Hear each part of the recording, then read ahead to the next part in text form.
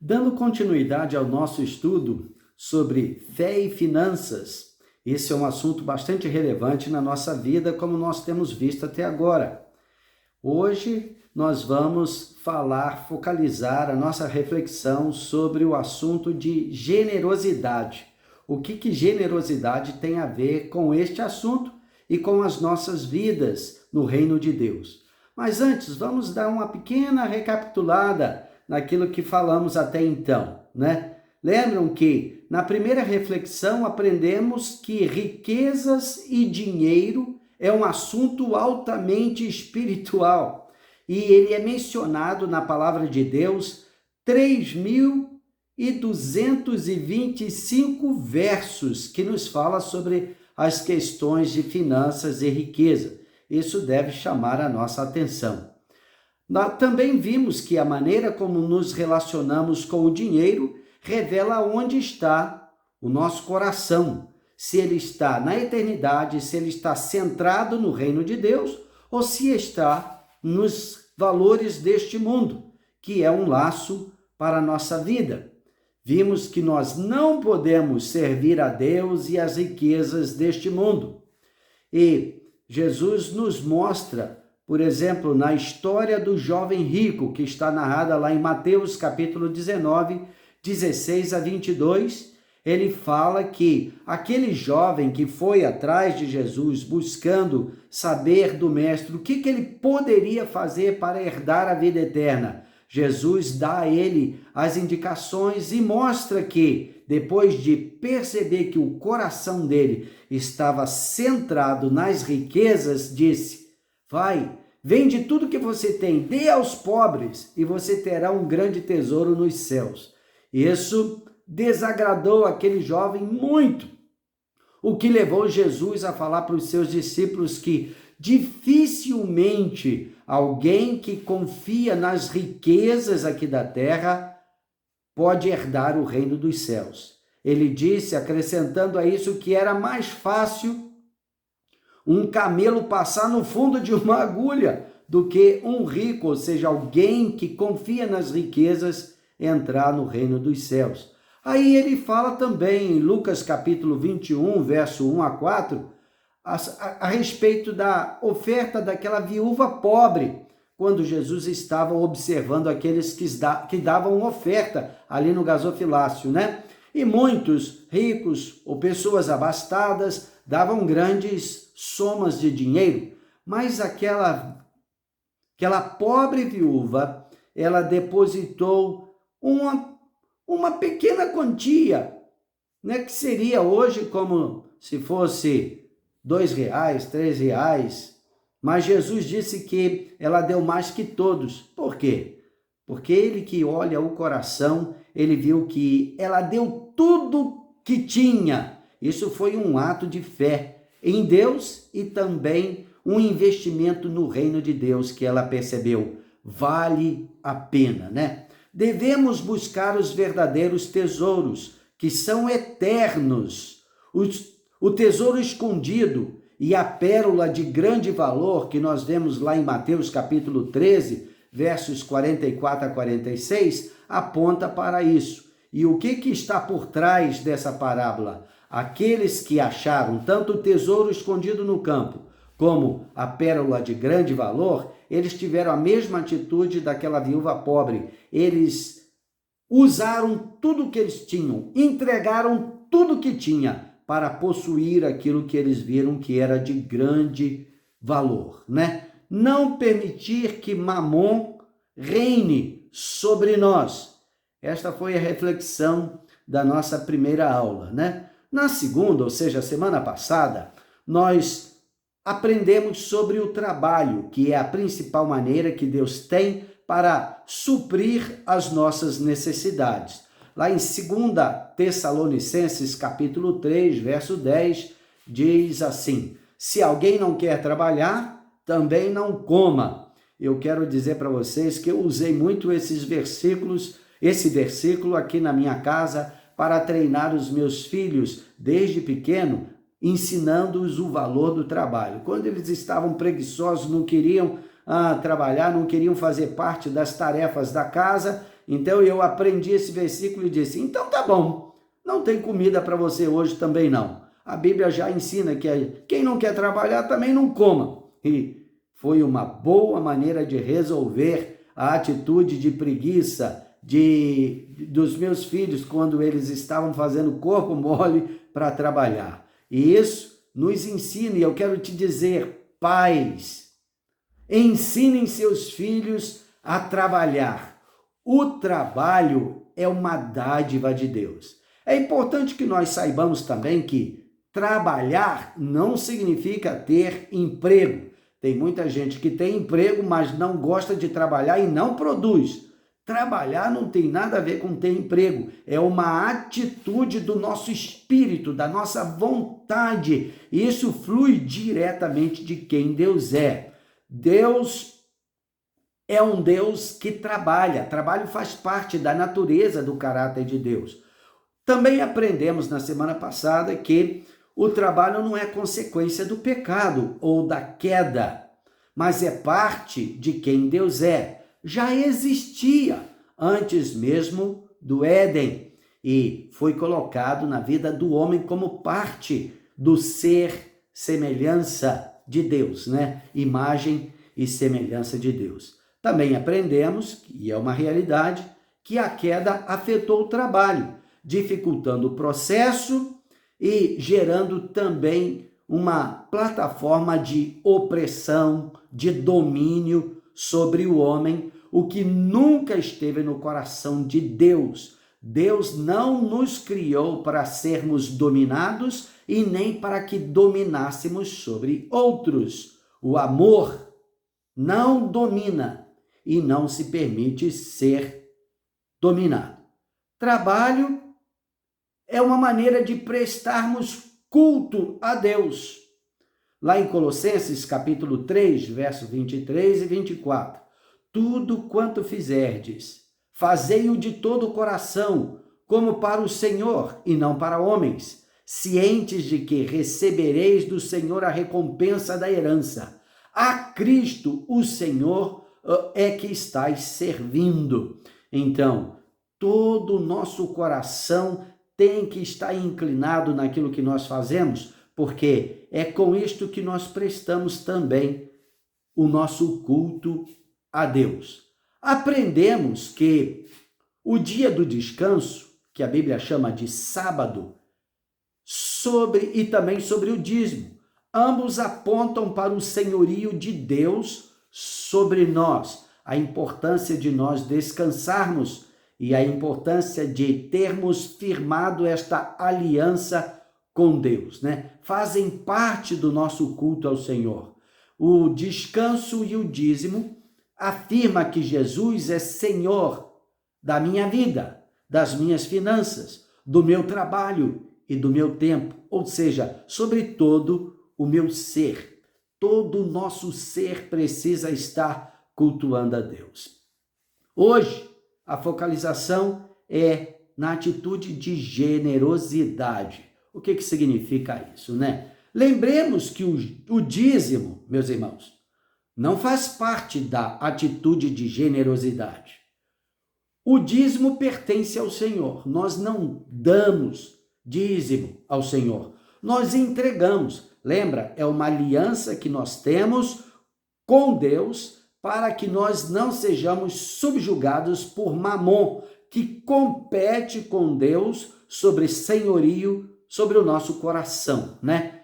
É essa aliança com Deus que faz com que nós entreguemos o dízimo. Então, o dízimo não é uma doação. Sendo assim, não faz parte daquilo que nós estaremos compartilhando hoje sobre essa atitude de generosidade.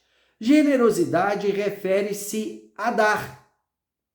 Faz parte da mordomia que exercemos sobre os 90% que fica sob a nossa administração daquilo que produzimos. Tudo aquilo que nós conquistamos através do nosso trabalho. Esses 90%, depois de tirarmos honrarmos a Deus com a nossa aliança, ou seja, retirar o dízimo e entregar ao Senhor consagrando assim a nossa vida, o nosso trabalho, o nosso tempo, quer dizer, cultuando a Deus como Senhor sobre tudo que nós somos e temos. Aí nós temos que exercer mordomia. Esse é um assunto que nós estaremos estudando também na próxima semana. Mas generosidade está dentro desse contexto. O que nós fazemos com os 90% dos recursos que nós produzimos, né? Generosidade é o que mais atrai o favor de Deus no quesito ter e não ter. Deus é um Deus de uma extrema generosidade. Deus é um Deus que está sempre doando os seus recursos, doando a si mesmo. O próprio texto em João 3,16 nos mostra, porque Deus amou o mundo de tal maneira que deu o seu Filho unigênito, para que todo aquele que nele crer não pereça, mas tenha a vida eterna. Isto é um ato de extrema generosidade de Deus, né? Então, ter ou não ter está muito centrado nessa atitude do nosso coração de sermos ou não sermos generosos. Lucas capítulo 6, verso 38, nos mostra isso, nos afirma isso. Está escrito: dai e ser-vos-á dado. Boa medida, recalcada, sacudida, transbordante, generosamente vos darão, porque com a medida com que tiverdes medido, vos medirão também.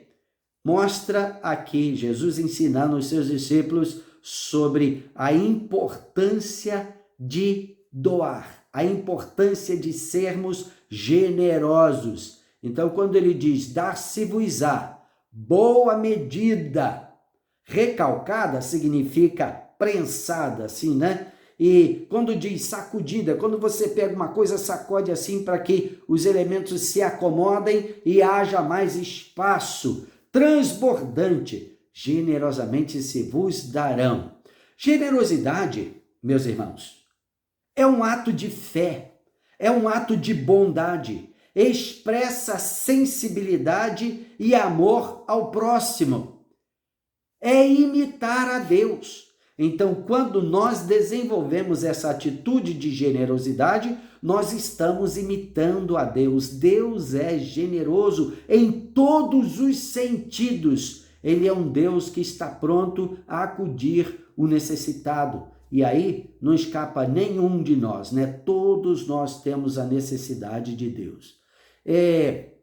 Paulo, ele observa esse verso e essa atitude quando ele fala lá em 2 Coríntios capítulo 9, versos 6 a 15. Eu sugiro que vocês leem essa passagem, eu vou ler aqui, mas quero também que vocês leiam e depois façam uma reflexão, uma meditação sobre esse texto especificamente, porque ele é bastante abrangente. E ele diz assim, olha lá, 2 Coríntios capítulo 9, 6 a 15, diz assim: lembrem-se disso, quem planta pouco, colhe pouco, quem planta muito, colhe muito. Que cada um dê a sua oferta conforme resolveu no seu coração, não com tristeza, nem por obrigação, pois Deus ama quem dá com alegria. E Deus pode dar muito mais do que vocês precisam para que vocês tenham sempre tudo o que necessitam e ainda mais do que o necessário para fazerem todo tipo de boas obras, como dizem as Escrituras Sagradas. Ele dá generosamente aos pobres e a sua bondade dura para sempre. E Deus que dá a semente para semear e o pão para comer, também dará a vocês todas as sementes que vocês precisam. Ele fará com que elas cresçam e deem uma grande colheita, como resultado da generosidade de vocês.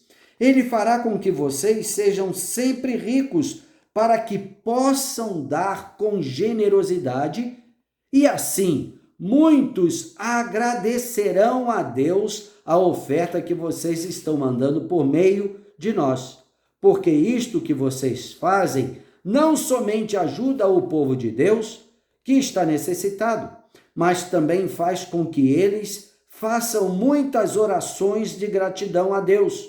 Eles darão glória a Deus, pois esse serviço que vocês estão prestando mostra a eles como vocês são dedicados ao Evangelho de Cristo, que vocês aceitam e seguem. E eles também darão glórias a Deus pela oferta generosa que vocês estão dando a eles e a todos os outros. E eles orarão com muito carinho por vocês, por causa do imenso amor que Deus tem mostrado a vocês. Agradeçamos a Deus o presente que Ele nos dá, um presente que palavras não podem descrever. Isso aqui Paulo está enaltecendo a atitude de generosidade e mostra a abrangência dessa atitude. O que isso faz na vida dos outros? Você pode observar, mesmo quando seja uma quantia pequena, quando você dá para alguém que está necessitado, que está pedindo, e a Bíblia já nos mostra, né? Não te esconda daquele que precisa de você. Não te esconda, não te desvies do caminho daquele que tem uma necessidade, mas socorra-o. Toda vez que você faz isso, logo você recebe de volta. Deus te abençoe, Deus cuide da sua família, Deus tome conta dos seus caminhos. Paulo está dizendo aqui como que estes que estariam recebendo as dádivas que a igreja estava recolhendo para ajudar a igreja e os pobres em Jerusalém, como que estes estariam, de uma certa forma, quase que obrigados a abençoá-los em oração diante de Deus. E a generosidade gera essa atitude na vida daqueles que recebem do nosso da nossa dádiva, né? Da nossa generosidade. Eles nos abençoam de volta. Provérbios capítulo 11, verso 24 e 25, diz assim: a quem dá liberalmente, ainda se lhe acrescenta mais e mais. Ao que retém mais do que é justo, ser-lhe-á em pura perda. A alma generosa prosperará, e a quem dá a beber também será dessedentado quando precisar. Nós precisamos, meus irmãos, praticar essa atitude. Isso vem de Deus, reflete Deus e mostra o quanto do Espírito de Deus existe dentro de nós, né? Agora, a generosidade, ela tem várias direções que nós precisaríamos nos atentar. Por exemplo, aqui fala sobre os pobres, né? Dar aos pobres e necessitados. Todos nós estamos numa situação onde você vai ver pessoas que estão acima de você, num contexto de ter mais do que você tem. Você vai ver uma grande quantidade de pessoas que estão no mesmo nível que você está, e você vai ver também uma quantidade de pessoas que estão abaixo de você, que você tem como abençoar, né? Então, pobres e necessitados fazem parte da nossa vida em todo lugar que você for. Provérbios capítulo 19, verso 17, diz assim: quem se compadece do pobre, ao Senhor empresta, e este lhe paga o seu benefício. Você já pensou em emprestar para Deus? Ou seja, deixar Deus numa situação onde ele se sinta devedor a você? Agora eu quero te dizer que Deus, ele não perde nesse processo, porque ele sempre paga com generosidade. Aqui diz que quem se compadece do pobre, ao Senhor empresta, e o Senhor vai lhe pagar o benefício que ele fez. Provérbios 22, 9 também diz: o generoso será abençoado, porque dado o seu pão ao pobre, ou seja, ele reparte o que tem com o necessitado. Provérbios 28, 27. O que dá ao pobre não terá falta, mas o que do pobre esconde os olhos será acumulado de maldições. Nós não precisamos disso. Nós precisamos é ser abençoado. Quanto mais pessoas estiverem nos abençoando, puxa vida, mais abençoados seremos. Então, use a atitude de generosidade para forçar as pessoas a te abençoarem, a abençoar a sua vida, a orar por você. Jesus, em João capítulo 12, verso 8, diz que sempre teremos os pobres ao nosso redor. Pessoas que precisam da ajuda de outros, pessoas que estão olhando para você e tendo expectativa, puxa vida, essa pessoa poderia me abençoar, né? Como que isso faz diferença na vida dos outros? Eu estou sempre procurando ser a resposta de Deus para alguém que está em necessidade. E isso, meus irmãos, faz com que você esteja disponível para ser usado por Deus. Não precisa das pessoas te pedirem. Eu me lembro que não tem muito tempo atrás, eu estava no açougue comprando alguma carne para Jussara aqui, para nosso almoço, e eu vi uma senhora que ela chegou lá e ela estava literalmente querendo comprar muxiba. E ela não tinha dinheiro.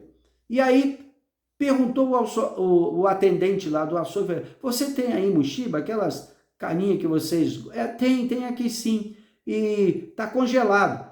Será que você pode olhar o preço para mim? Aí o homem foi lá, pegou, era um pacote já tudo organizado, colocou na balança e deu o preço, era um preço pequeno. Mas a mulher disse, eu vou deixar, eu não consigo comprar nesse preço não. Me deu um aperto no coração e eu falei pro atendente, não, pode dar para ela. E eu paguei a compra dela. Ela ficou numa alegria tão grande, né?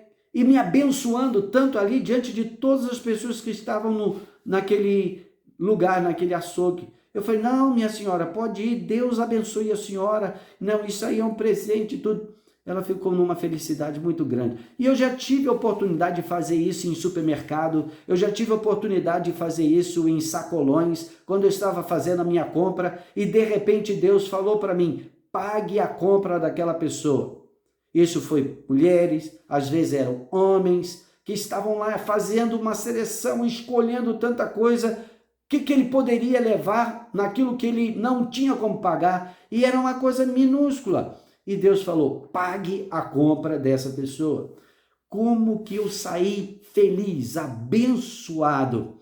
E como diz aqui Jesus, né? Os pobres sempre os terão ao redor de vocês. E nós não podemos de maneira nenhuma fechar os nossos olhos, fechar o nosso coração para aqueles que estão em necessidade. Então, atender ao clamor do pobre, estar sensível ao Espírito Santo, para que ele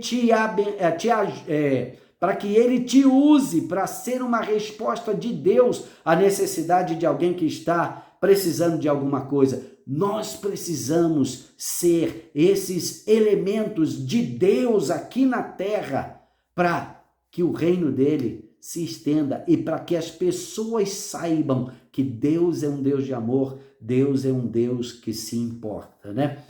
Outra maneira de nós focalizarmos a nossa generosidade é ofertar em ocasiões específicas. Essas situações geralmente exigem um pouco mais de nós. Isso significa que você vai ter que se colocar diante de Deus e orar ao Senhor, perguntando ao Espírito Santo o que é que Ele quer que você faça naquela situação específica. Como seria isso? Por exemplo, catástrofes. Lembra do terremoto que sacudiu o Haiti em 2010? Onde milhares de pessoas perderam a vida e milhares de pessoas ficaram sem casas, perderam tudo que tinha. Pois é, essa situação exige que nós nos coloquemos diante de Deus para ser a resposta dele ou parte da resposta dele. Aqui na nossa base missionária, Jocum, né, em Contagem, nós oramos e tivemos a iniciativa, né, dirigida pelo Espírito Santo, de ajudar a construir igrejas e escolas lá no Haiti. Então fazíamos campanha, todo mundo dava tudo que podia, pagava a sua própria passagem e ainda levava recurso para comprar material lá, para construir igrejas e escolas. E nós construímos 23 igrejas em vários lugares do Haiti. E também várias escolas foram construídas. Isso porque as igrejas servem para acolher as pessoas quando elas estão necessitadas. Muitos correm na igreja porque a igreja é um símbolo de cuidado, é um símbolo de generosidade. Então nós estávamos construindo igrejas, alicerçando o povo para que eles pudessem servir os outros. A mesma coisa acontecia com as escolas. Construímos algumas escolas, porque geralmente eram ligadas à igreja e ali tinham pessoas que davam assistência às crianças que não tinham como estudar. Então ali eles recebiam discipulados. E tem outras maneiras, como por exemplo, campanhas beneficentes. Nós temos uma vez por ano uma iniciativa que nós procuramos levar representantes de várias igrejas num trabalho de evangelismo e ajuda aos necessitados no Nordeste do nosso país, no Nordeste do Brasil, né? No interior da Paraíba. Então nós conseguimos doações, cestas básicas, roupas, calçados, também medicamento. Então, esse ano mesmo, em julho passado, nós lotamos um caminhão-baú de doações para levar para o interior da Paraíba, onde se fez um trabalho extensivo de cuidado aos necessitados, ajuda aos necessitados e também a pregação do Evangelho. E assim nós vamos ver também, às vezes, projetos missionários, a construção de uma igreja, situações que são diferentes do dia a dia, não acontece o tempo todo. Nós lembramos que não tem muito tempo atrás, nós tivemos a catástrofe lá em Brumadinho, onde pessoas perderam tudo. Não apenas perderam ente querido, mas perderam suas casas, perderam seus bens, estavam necessitadas de tudo. Também aconteceu em Mariana. Então, em lugares, em situações assim, é uma oportunidade que nós temos de chegar diante de Deus e falar: Deus, qual é o meu papel nesse processo? O que é que o Senhor quer que eu faça? E aí, obedecer a Deus. Eu posso testificar com vocês que em várias situações que apareceram essas oportunidades específicas, eu orei pedindo a Deus o que me mostrasse o que deveríamos fazer, e aí eu fui também conversar com Jussara, e em várias situações, o que Deus falou para mim, falou a mesma coisa para ela, e nós tínhamos acordo, entendimento sobre o que nós deveríamos fazer, e aquilo que nós deveríamos doar, né, como ofertas, e muitas vezes essas ofertas eram ofertas de sacrifício. Não significa que nós tínhamos aquilo sobrando, não, nós fizemos sacrifício para obedecer a Deus em fé naquilo que Ele estava nos mostrando, fazendo parte da resposta ao desafio apresentado. Agora, isso também está na Bíblia. Você vai ver, por exemplo, Êxodo capítulo 35. Olha lá em Êxodo capítulo 35. Nós vemos uma situação bem específica. Deus já havia mostrado para Moisés aquilo que era para ele fazer, para que ele construísse, né? E aí está escrito lá que Moisés disse a todo o povo de Israel: e isto é o que o Senhor ordenou: faça uma oferta ao Senhor. Quem quiser fazer isso, deverá trazer uma oferta de ouro, prata, bronze, fios de lã azul, púrpura vermelha, linho fino, tecido feito de peles de cabras, peles de camelo, tingido de vermelho e peles finas, madeira de acácia, azeite para as lamparinas, especiarias para a preparação do azeite, de ungir e para o incenso de cheiro agradável, pedras de ônix e outras pedras de valor para serem colocadas no manto sacerdotal e no peitoral do sacerdote.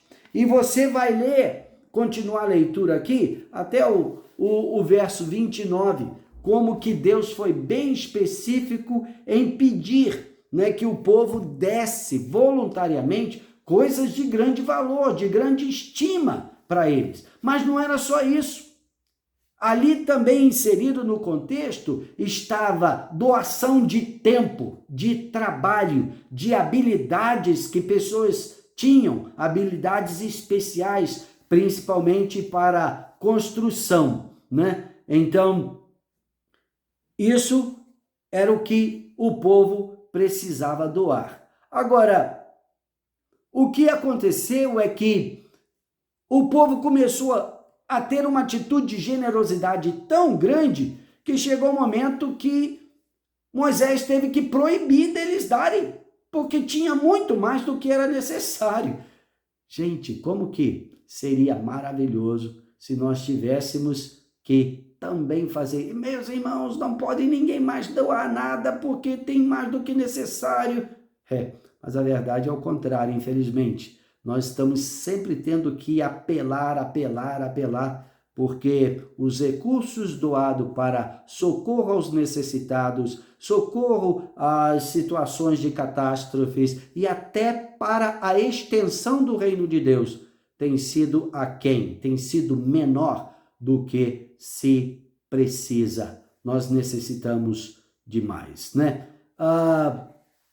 Também Davi, quando ele teve aquela iniciativa de ajuntar bens materiais para a construção do templo que Deus falou que Salomão iria construir. Lá em 1 Crônicas, capítulo 29, verso 17, diz assim: Bem sei, meu Deus, que tu provas os corações e que da sinceridade te agradas. Eu também, na sinceridade do meu coração, dei voluntariamente todas estas coisas. Acabo de ver com alegria que o teu povo que se acha aqui te faz ofertas voluntariamente. Tinha aquela necessidade que ele apregoou para o povo, quer dizer, aquele desejo do coração dele de construir um templo, né, para a habitação de Deus. E Deus gostou da atitude dele. E ele trouxe daquilo que ele tinha acumulado em termos de riquezas, de bens, ele doou generosamente para a construção do templo. E o povo também fez isso, né? Então nós precisamos estar atentos a essas necessidades que estão sempre acontecendo e nos permitir ser usados por Deus como resposta dele. Devemos estar sempre disponíveis para Deus nos usar como resposta dele àqueles que estão em necessidades ou em sofrimento. A outra coisa que eu gostaria de comentar aqui, dentro dessa reflexão, é sustentar missionários no campo. Isso aqui é uma palavra especificamente para nós cristãos, para nós, a igreja. Todo cristão precisa estar engajado no estender e estabelecer o reino de Deus neste mundo. É o que nós oramos no Pai Nosso, né? Venha o teu reino, faça-se a tua vontade aqui na terra, assim como ela é feita nos céus. Mas isso é através de nós, é através da nossa obediência, é através da nossa submissão ao senhorio de Cristo e é também através de uma ação de fé. Todo cristão tem que estar engajado nisto.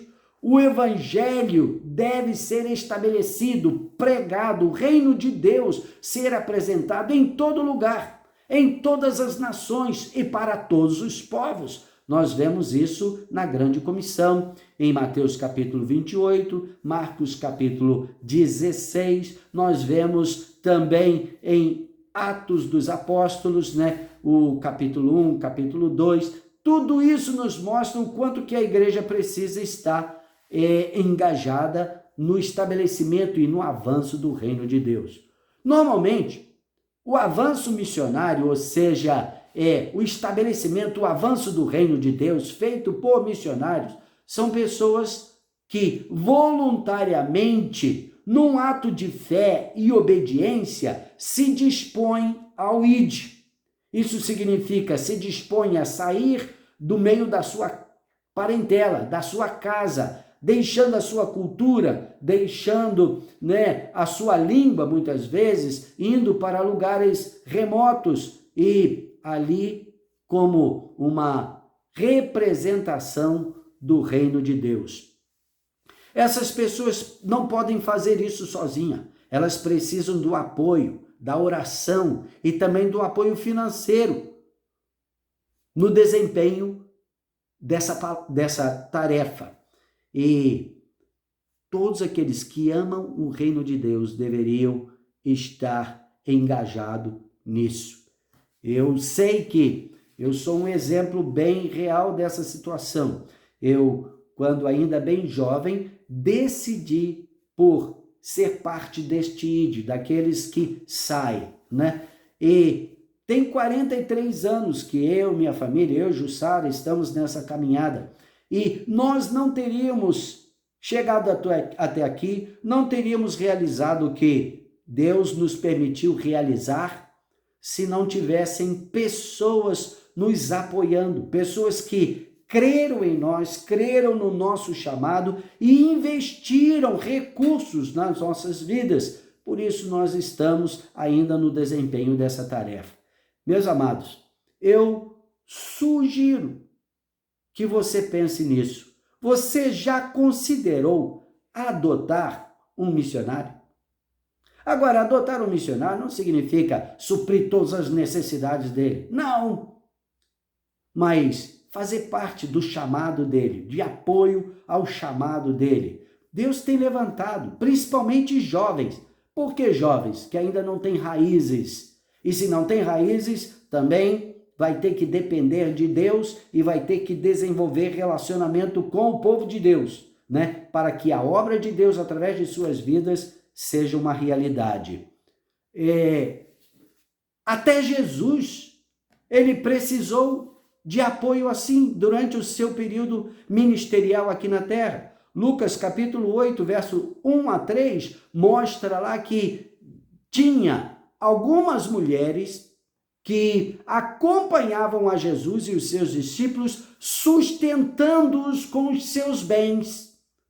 Isso é interessante de saber. O Rei dos Reis, o Senhor Criador dos céus e da terra, quando veio aqui como missionário dos céus a essa terra, né? Ele também precisou desse apoio. E tiveram pessoas que estiveram apoiando Jesus. 1 João capítulo 3, verso 17, diz assim: ora, aquele que possuir recursos deste mundo e vir a seu irmão padecer necessidade e fechar-lhe o seu coração, como pode permanecer nele o amor de Deus? É algo que nós devemos pensar, né? Tiago capítulo 2, verso 14 a 18, também chama a nossa atenção para esse mesmo contexto e nós devemos aprender.